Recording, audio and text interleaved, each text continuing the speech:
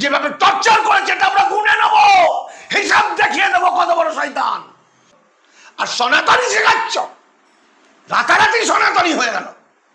স্বপ্না ভাদুরী নিজে তো একটা হিন্দু সনাতনী পরিবারের মহিলা, সেহেতু হিন্দুত্বকে শেখাচ্ছে, হিন্দু শেখাচ্ছ তোমরা, বিরাট হিন্দু, পাচার চামড়া তুলে দেবে, আইনের পথে চলবে। যে ভয়ঙ্কর বদমাশ যারা রাতারাতি বিজেপি হয়ে স্বপ্না ভাদুরীর ওপর, একটা মহিলার উপর, একটা মায়ের উপর, একটা SC ST OBC মাইনরিটির প্রতিনিধির উপর ছুড়ে মারা হচ্ছে আমরা দেখলাম। কিন্তু তার চেয়েও মারাত্মক হচ্ছে যে ওকে যেভাবে টর্চার করেছে একটা মহিলা, তো একটা মহিলা, তাকে এতগুলো পুরুষ, এতগুলো লোক এমন মস্তানি করছে, এমন ভাষায় কথা বলছে। এবং তার স্বামী, ঘটনাটা ঘটেছে নিমতা থানার কাছে, এই কল্যাণী এক্সপ্রেসওয়ের ওই রাস্তা দিয়ে, ঠিক আছে। ওর স্বামীকে এমন মার মেরেছে, প্রচুর মেরেছে, এবং স্বপ্নাকে শুধুমাত্র মনে হয় গায়ে হাত দিতে বাকিটা রেখেছে। ওই ভাষায় কথা বলা যায় না। এবং যেটা কারা করেছে, 4 তারিখের পর থেকে যারা বিজেপি হয়েছে, এবং আলটিমেটলি স্বপ্নার কাছে যেটা জানা গেল যে পুরনো বিজেপি সে ওকে রক্ষা করেছে ওখান থেকে। কিন্তু রাতারাতি বিজেপি হয়ে যারা টর্চার করেছে, দেখুন স্বপ্না কে সমাজকর্মী, তাহলে এই স্বপ্না ভাদুরী সে কি দুর্নীতিবাজ, সে কি ঘুষখোর, সে কি ডাকাত, সে কি ভোট নিয়ে ভোটে জিতে MLA MP হয়ে পুরো পাল্টি খেয়ে ভালো তৃণমূল হয়ে গেছে? নয় তো। তাহলে স্বপ্না ভাদুরীর কথা বলার রাইট, অধিকার, রাইট টু স্পিচ আমার সংবিধান দিয়েছে। ভোটের আগে রাজ্যের মুখ্যমন্ত্রী শুভেন্দু অধিকারী বলেছিলেন সেকুলার ফেকুলার বাদ দাও। এর চেয়ে ভয়ঙ্কর কথা কি হতে পারে? বলেছিল তো। আসলে তো সেই সেকুলারিজম নিয়েই আজকের সরকারটা, সংবিধানকে শপথ নিয়ে।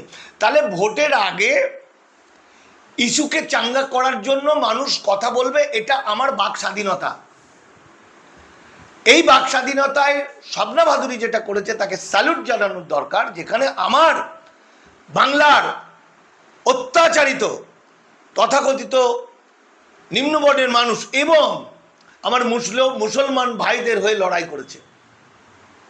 বিশ্বনবী হযরত মুহাম্মদ বলেছিলেন যে সংখ্যা গুরুদের কাজ সংখ্যালঘুদের বুকে জড়িয়ে রাখা, যদি না রাখে আমি খোদার কাছে নালিশ জানাবো, বলেছিল তো। আমরা বাড়িতে ছোট বাচ্চাটাকে, তো ছোট ভাইটাকে একটু বেশি, তার জন্য একটু বেশি মাছ রাখে মা বাবারা। তাহলে আমরা সংখ্যালঘুরা যারা ভয়ে আছে তাদেরকে রক্ষা করতে হবে, এটা আমার সংবিধান শিখিয়েছে, এটা বাবা সাহেব আম্বেদকর শিখিয়েছেন। এবং স্বপ্না ভাদুরী এরকমই একটা সমাজকর্মী যে জোরের সঙ্গে, চিৎকারের সঙ্গে অন্যায়টা অন্যায় বলেছে, প্রতিবাদ করেছে। তো স্বপ্না ভাদুরীর কথা যদি কারো ভালো না লাগে তাহলে সে প্রতিবাদ করবে, সে প্রয়োজনে হলে থানায় যাবে, সে প্রয়োজন হলে সে সোশ্যাল মিডিয়াতে লিখবে। কিন্তু যে গুন্ডা বাহিনী স্বপ্না ভাদুরীর গায়ে আঘাত মারতে গেছে এবং তার স্বামীকে মেরেছে এবং ওকে নানা রকম ভাবে টর্চার করেছে, একটা একটা করে গুনে নেওয়া হবে তাদের, একটা একটা করে তাদের গুনে নেওয়া হবে। প্রথম কথা। দ্বিতীয় কথা হচ্ছে, এই মূর্খের দল জানে না যে স্বপ্না ভাদুরী কিন্তু আজকে রাতারাতি বিজেপি হয়নি, রাতারাতি সে কিন্তু CPM তৃণমূল কংগ্রেস হয়নি। স্বপ্না ভাদুরী বহুরূপীর মতো রাজনীতি চেঞ্জ করেনি, যে তৃণমূল ছিলাম বিজেপি হয়ে গেলাম তা করেনি।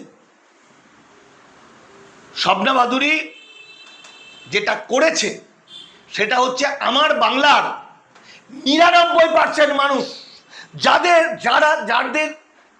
যারা এই যে মস্তান বাহিনী বা বদমাইশরা স্বপ্না ভাদুরীকে আঘাত করেছে, তারা তো 2% SC ST OBC মাইনরিটি। এই SC ST OBC মাইনরিটিদের বাঁচানোর জন্য বাবা সাহেব আম্বেদকর 1956 সালে একটি রাজনৈতিক দল করেছিলেন, যা রিপাবলিকান পার্টি অফ ইন্ডিয়া। সেটা ধান্দাবাজি করার জন্য নয়। এই গরিব মানুষগুলো SC ST OBC মাইনরিটির কাছে তো পয়সা থাকে না, তারা গরিব, তাদের হয়ে লড়াই করার জন্য শবনা ভাদুরী এই প্রথম রাজনীতিতে এসেছেন। এবং তিনি এলিতেলি আতরালি নয়, তিনি রাজ্যের RPI পার্টির মহিলাদের সভাপতি। অর্থাৎ টেকনিক্যাল কারণে আপনি ভাবুন তো, যে ভারত ভাগের নামে যখন বাংলা ভাগ হয়, তখন কমিউনিস্ট পার্টিরা কার সঙ্গে হাত মিলিয়েছিল? হিন্দু মহাসভা, শ্যামাপ্রসাদের সঙ্গে হাত মিলিয়েছিলেন জ্যোতি বসু। এই তৃণমূল পার্টি যখন তৈরি হয়, বিজেপির সঙ্গে হাত মিলিয়েছিল। যে কংগ্রেস বাবা সাহেব আম্বেদকর সংবিধানে লেখার পরেও কংগ্রেস রাজেন্দ্র প্রসাদ রাষ্ট্রপতি হয়ে SC থেকে বঞ্চিত করেছিল, স্বজ্ঞানে কংগ্রেস মুসলমানদের SC থেকে বঞ্চিত করেছিল, যে চিরকালের জন্য গরিব করে রেখেছে। ফলে রাজনীতিতে কে কার সঙ্গে জোট করলো এটা তো আছেই, সেটা পরের প্রশ্ন। তার চেয়েও বেশি প্রশ্ন, আমার বাংলার লক্ষ লক্ষ মানুষকে ডিভোটার করা হয়েছে, তাদের বাঁচাতে হবে। যখন মানিক ফকির বলবে পাত্তা দেবে না, চটি চাটা বলবে, নাহলে বলবে বিজেপি, নাহলে বলবে অমুক।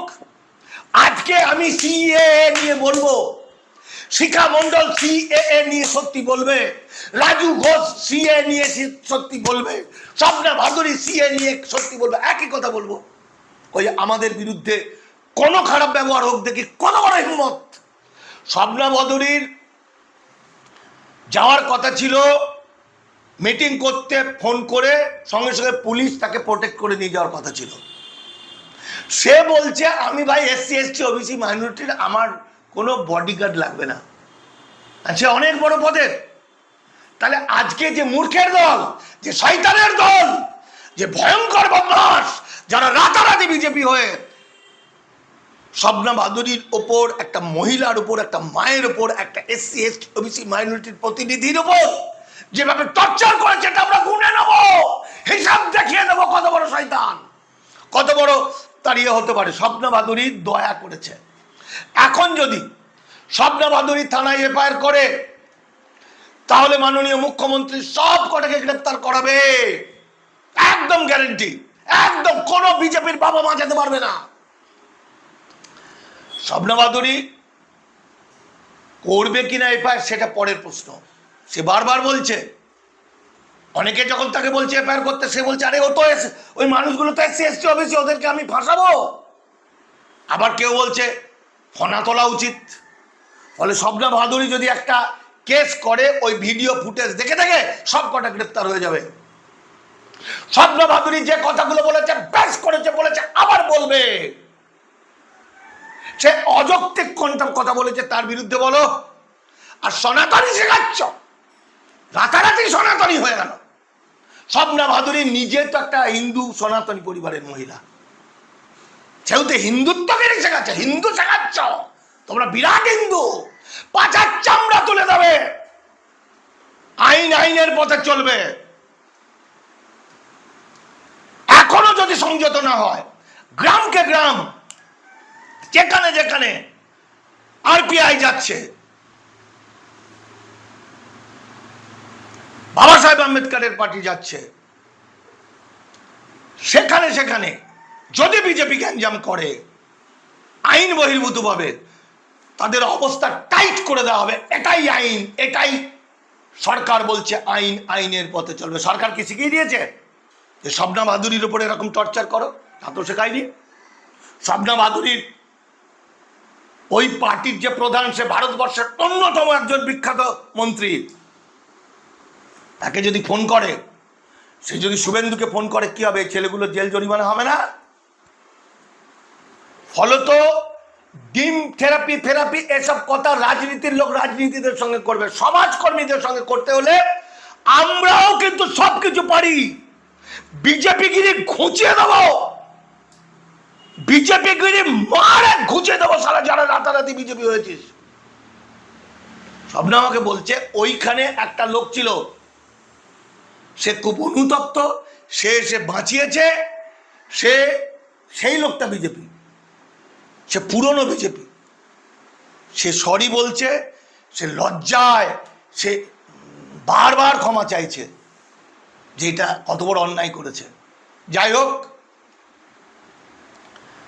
আরপিআই পার্টির আগামী 24 তারিখ, মানে মনে হয় পরশু কি তরশু হবে, ধর্মতলায় খুব বড় একটা সভা হচ্ছে। এসসি এসটি ওবিসি মাইনরিটি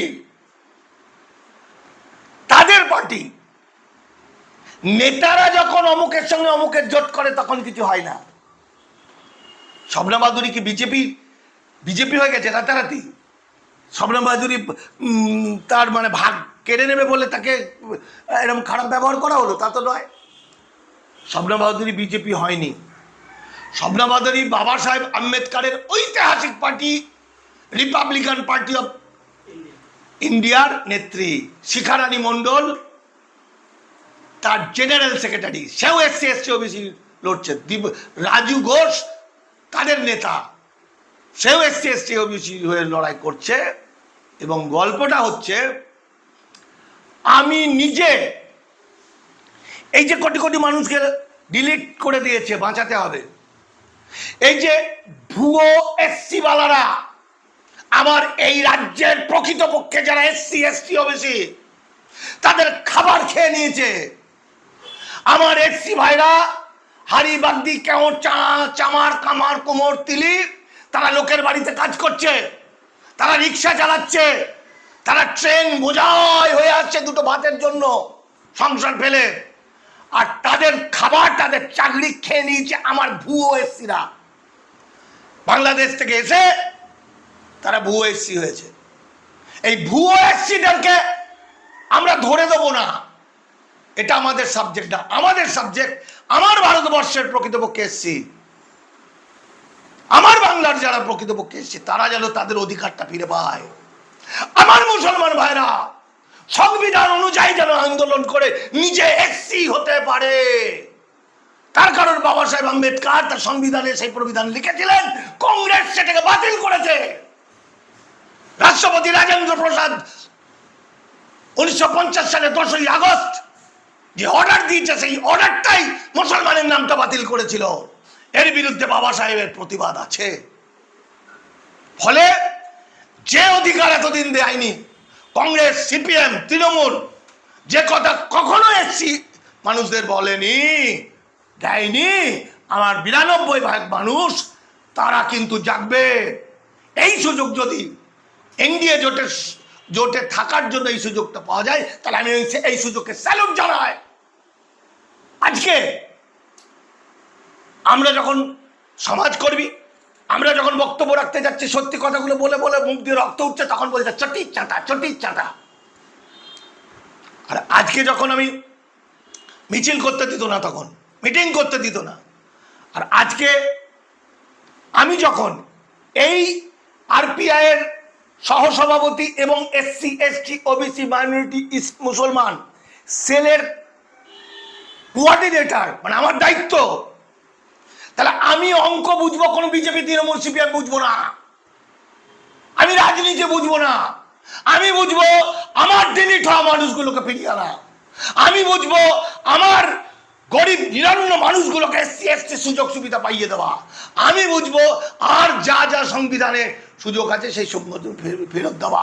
এবং আবার সাবধান করে দিচ্ছি যে যতই আক্রমণ করার চেষ্টা করে, এরপর যদি একটা আরপিআই এর ছেলের গায়ে হাত পড়ে, ছেলে মেয়ের গায়ে, তার উচিত শিক্ষা আমরা দেবো। লড়াই লাগলে লড়াই লাগবে, পেড়ে ফাটিয়ে দেবো। তার কারণ রাজ্য সরকার, police, DM, BDO, SP salute করে বাবা সাহেব আম্বেদকরকে এবং তার পার্টিকে। আমরা যখন ভিডিও ছাড়ি, অনেকে বলে মানিক ফকিরের উপরে কবে ডিম থেরাপিটা হবে, মানিক ফকির কি ভয় পায়? দেখুন, ডিম থেরাপি হতেই পারে, কিন্তু গল্পটা হচ্ছে যে মানিক ফকির কোনো রাজনৈতিক দল করেনি জীবনে, এবং মানিক ফকির কোনো দুর্নীতিবাজ, টাকা পয়সা মারা, ঘুষখোর, রাতারাতি তৃণমূলের সমস্ত সুযোগ নিয়ে ভালো তৃণমূল সেজে বিজেপির সঙ্গে হাত মেলানো লোক নয়। মানিক ফকির যে কথাগুলো এ যাবৎ বলেছে সেই কথাগুলো মিলে যাবে, কারণ আমি একজন গবেষক, আমি একজন লেখক, আমি একজন সাহিত্যিক, আমি একজন সমাজকর্মী, আমি আইনের বাইরে কোনো কথা বলি না। আজকের তারিখ পর্যন্ত আমার বিরুদ্ধে কোনো কেস নেই। তাহলে ডিম থেরাপি কিভাবে করবে? করলো তো কি এসে গেল? কারা করবে? আমার ভাইরা করবে। আমার ভাইদের আমি ক্ষমার চোখে দেখব। ট্রেনে ঝামেলা হয়েছিল, ফেলে দেওয়ার চেষ্টা করেছিল, বহুজন আমাকে বলেছে কেস করতে, সোশ্যাল মিডিয়া পুরো ভর্তি হয়ে গেছে। আমি বলেছি না, ওই যে ছেলেটি এসছে দেশান্তরিত ছিন্নমূল মানুষ, 80-র দশকে ইল্লিগালি ভারতে এসছে, আমি যদি আজকে ওর নামে এফআইআর করি, ওর মা বাবা বাচ্চা কাচ্চা সব ধরা পড়ে যাবে। কাদেরকে ধরাবো? এরা কারা? এরা আমাদের ভাই, এদের হয়ে লড়াই করছি। ফলে মানিক ফকির ডিম থেরাপিকে ভয় পায় না। ডিম ছুটবে, নেগেটিভ কিছু টিভিতে দেখাবে, নেগেটিভ পাবলিসিটি আমি চান করে দেবো। 10টা লোকের মধ্যে 8টা লোক বলবে হা হা কি অন্যায় করেছে মানিক ফকির একজন লেখক, আর 2টো মানুষ বলবে বেশ করেছে বেশ করেছে বেশ করেছে। বেশ করেছে লোকগুলো সমাজের চোখে চিহ্নিত হয়ে যাবে, ঘৃণিত হবে, চিহ্নিত হবে, এবং পরবর্তী সময় যদি বিপদে পড়ে তারা পড়বে। ফলে তো আমার ওসব কোনো ভয় লাগে না।